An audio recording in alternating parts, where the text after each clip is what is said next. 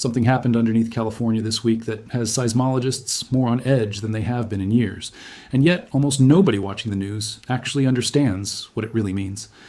On the morning of July 12th, 2026, at around 3:38 a.m. local time, a magnitude 4.1 to 4.2 earthquake jolted residents awake near Frazier Park, California, roughly 70 miles north of Los Angeles, in the mountains along the Interstate 5 corridor near the Kern County line.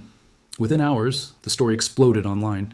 People started saying this quake had struck directly at the meeting point of two of the most dangerous fault systems in North America, the San Andreas and the Garlock, a junction that had not produced anything this strong in at least 26 years. If that were true, it would be one of the more significant seismic warning signs California has seen in decades. But here is where this story gets interesting, and where I need to be completely straight with you before we go any further, because getting this wrong would do you a disservice. In the day following the quake, the Southern California Seismic Network released a follow-up analysis, and it complicates the viral narrative considerably. According to their preliminary findings, this specific earthquake likely did not occur on the San Andreas Fault or the Garlock Fault at all. Instead, the data points to a smaller, much less discussed structure called the Pleito Fault, a fault that runs mostly west of Interstate 5 near Frazier Park. So before you close this video thinking the dramatic headline was just internet noise, stay with me, because what actually happened this week, once you strip away the speculation, is arguably more important than the original claim, not less. Let me walk you through exactly what we know, what got corrected, and why researchers are still deeply concerned about this exact stretch of California, for reasons that have nothing to do with online rumors and everything to do with a peer-reviewed study that dropped just weeks before this quake even happened. First, the facts on the ground.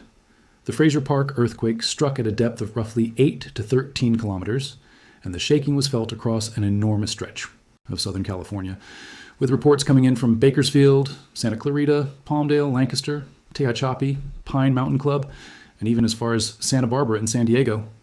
The USGS Shake Alert system activated and gave residents a brief warning before the shaking arrived.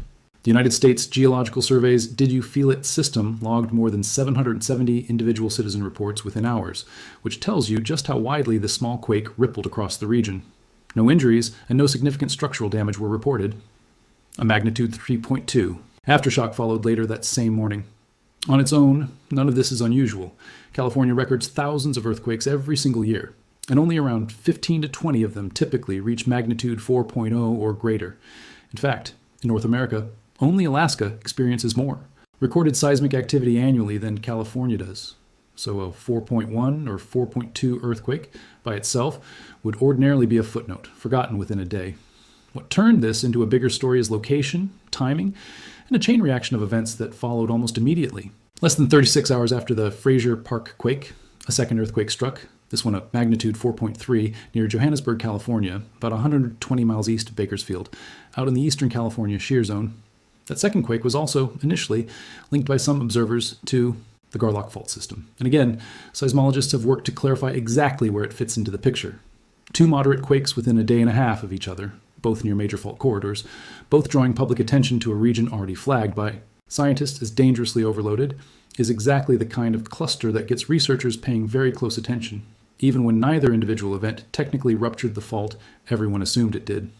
And this is where the real story begins. Because while the specific fault identification got walked back, the broader scientific alarm bells around this exact region did not. Just weeks before this earthquake sequence began, researchers published a major study modeling roughly 1,000 years of earthquake activity across the southern San Andreas and San Jacinto fault systems, with contributions from scientists, including a team at the University of Hawaii at Manoa. Their conclusion was striking. Current stress levels along these fault systems are now at or above anything recorded across the past 1,000 years of geological history in that region. Let that sink in for a second. Not the past decade, not the past century, the past millennium. That is the kind of finding that does not get resolved by clarifying which specific small fault produced a magnitude 4.1 tremor. The stress itself is real, it is measurable, and according to this research, it has been quietly building for longer than any earthquake has been recorded in written or instrumental history in that corridor.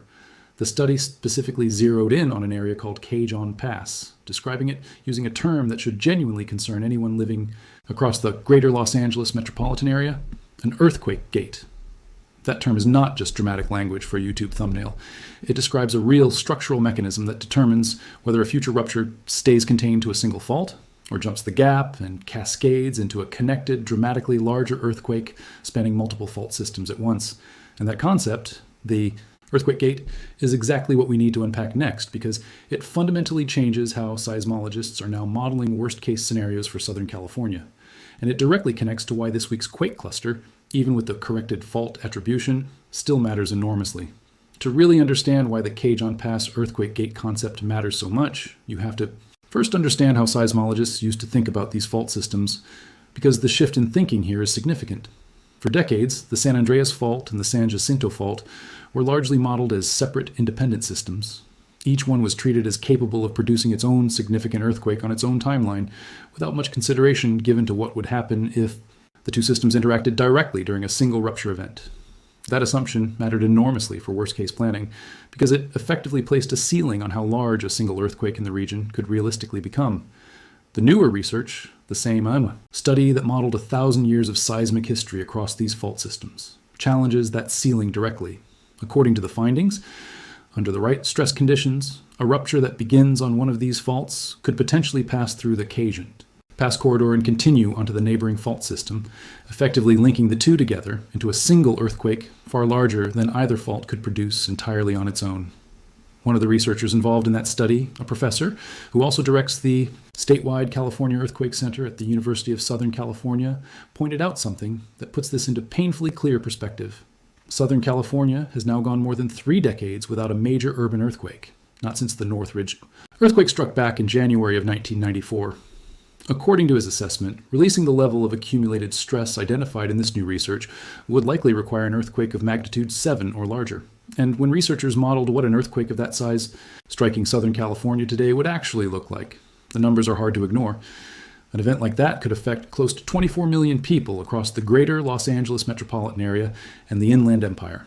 To put that in perspective, the Northridge earthquake, despite being significantly smaller than the scenario described in this new research, still caused billions of dollars in damage and remains one of the costliest natural disasters in United States history. A magnitude 7 or larger earthquake along a connected San Andreas and San Jacinto system, striking a region now home to millions more residents and vastly more infrastructure than existed in 1994, would represent an entirely different category of disaster. This is precisely why the earthquake gate framing matters so much right now, in the middle of this exact week, even though the Frazier Park quake itself turned out to be linked to the smaller Pleito fault rather than the San Andreas, or Garlock directly. The scientific concern was never really about one single 4.1 magnitude tremor. It was about what that tremor represents inside a much larger, slowly building pattern. Individual earthquakes like this one function less like standalone predictions and more like pixels contributing to a much bigger, slowly forming picture. On its own, a single moderate earthquake tells researchers relatively little.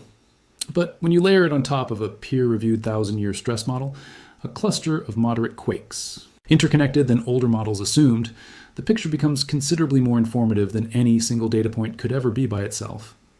It also helps to understand the historical rhythm of this specific stretch of Southern California, because the region has not exactly been quiet over the past 2 centuries. There was a massive magnitude 7.5 earthquake in 1857 known as the Fort Tejon earthquake, which struck close to this same general area.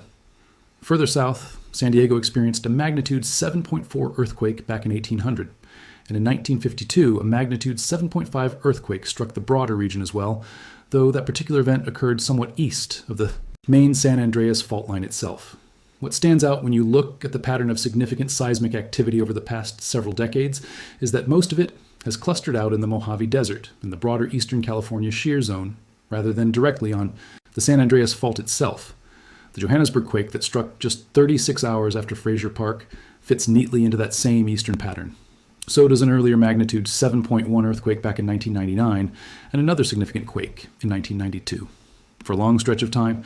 Now, the western side of this system, the San Andreas fault itself, has stayed comparatively quiet. And long quiet stretches like that are exactly what tend to worry seismologists the most, because they usually mean stress is continuing to accumulate along a fault that has not seen a major release in a very long time. There's also a broader geographic pattern worth understanding here, one that researchers have observed playing out across time scales of 50 to 100 years or more.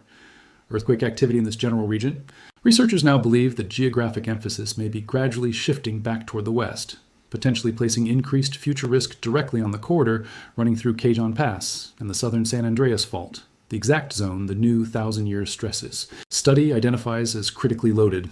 None of this happened in total isolation from the rest of the state either, and to understand just how unusual this stretch of 2026 has actually been for California seismic activity, we need to zoom out and look at what else has been happening across Northern California and beyond in the weeks leading up to this cluster, because the pattern gets considerably harder to dismiss once you see the fuller picture. Capable of determining whether a future major rupture stays contained to a single fault or cascades into something dramatically larger. Northern California has shown its own signs of increased activity this year as well, highlighted by the magnitude 5.6 earthquake near Redwood Valley back in June. And this week's cluster around Kern County, even with the corrected fault attribution moving away from the San Andreas and Garlock Junction narrative that initially went viral, still represents two separate moderate earthquakes striking within roughly a day and a half of each other, inside a broader region already under intense scientific scrutiny. None of this means a major earthquake is imminent in the sense of striking within days or weeks. Earthquake prediction with that level of precision remains something current science genuinely cannot do reliably. And I want to be upfront about that, rather than overselling this story for the sake of a dramatic ending. But it does mean the underlying conditions researchers have been tracking for years have not gone away. And if anything, this week's events have only added another data point to a growing, increasingly well-documented body of evidence. So what should you actually do with all of this information, practically speaking, if you live in California or anywhere else prone to significant seismic activity? That is exactly where we need to go next, because understanding the science is only half of this story, and the other half is making sure you are genuinely prepared for whatever comes next, regardless of exactly when or where it eventually strikes. If there is one lesson embedded in everything we have just covered, it is that earthquake readiness should never depend on whether a headline about a specific fault turns out to be accurate. The Frazier Park quake got reattributed from the San Andreas and Garlock Junction to the smaller Pleito fault within about a day of the initial reports. And that correction is a genuinely good example of science working exactly the way it is supposed to. Preliminary data comes in, researchers analyze it, and when the evidence points somewhere else, they say so publicly, even knowing it will deflate a viral narrative. That is not a reason to dismiss the broader concern. If anything, it is a reason to trust the parts of the story that have held up under scrutiny, like the 1,000-year stress study and the Cajon Pass earthquake gate research, because those findings were not built on a single dramatic headline. They were built on years of modeling, historical rupture data, and Coulomb stress calculations across an entire fault network. So let's talk about what actual preparedness looks like, because this is the part of the story that matters, regardless of which specific fault produces the next earthquake, and regardless of whether it happens next month or next decade. If you live anywhere in California or in any other region prone to significant seismic activity, now is a genuinely good time to sit down and review your own emergency plan, rather than waiting until you are doing it in the dark during an actual event. Start with a basic emergency kit that includes enough food, water, and basic medical supplies to last your household at least several days, since aftershocks and infrastructure damage can make normal access to stores and services unreliable for longer than people expect. A hand crank or battery-powered radio can prove genuinely valuable if the power grid goes down for an extended period, especially since cell networks tend to become congested or unreliable in the immediate aftermath of a significant quake. A reliable backup battery pack, along with a portable solar charging setup, can help keep essential devices running if regular power access becomes unavailable for days rather than hours.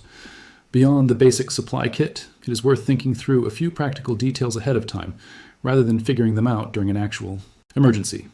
Know the safest spots inside your own home to shelter during shaking, generally under a sturdy piece of furniture, away from windows, tall bookshelves, and anything that could realistically fall or shatter. If you live in an older building, it is worth finding out whether it has been retrofitted to modern seismic standards, since older unreinforced masonry structures consistently fare worse during strong shaking than newer, code-compliant buildings. This matters even more given what the Cajon Pass research suggests about the potential scale of a connected multi-fault rupture. Because a magnitude 7 or larger event striking a region home to roughly 24 million people would put enormous strain on emergency services, and individual household preparedness becomes genuinely consequential in that scenario. Agree on a simple communication plan with your family ahead of time as well, including an out-of-area contact everyone can reach, if local phone networks become overloaded or unreliable, which is extremely common in the first hour or two after any significant seismic event. It is also worth signing up directly for regional earthquake early warning alerts if you have not already done so, since systems like Shake Alert can occasionally provide several seconds, and in some cases closer to a full minute, of advance warning before strong shaking actually arrives at your specific location, depending on how far you happen to be from the epicenter.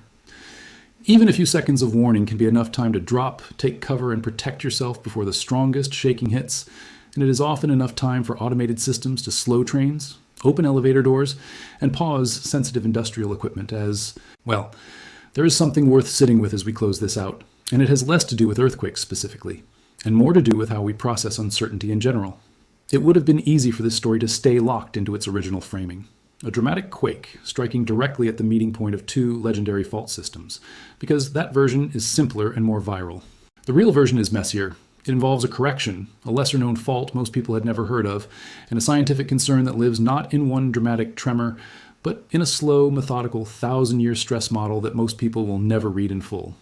But the messier version is also the truer one, and it is the version that actually matters if you live in this region.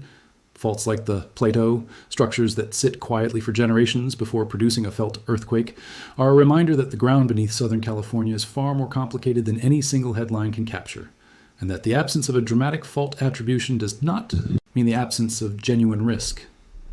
The stress identified in the Kagan Pass research did not disappear when the Frazier Park quake got reattributed to a smaller fault.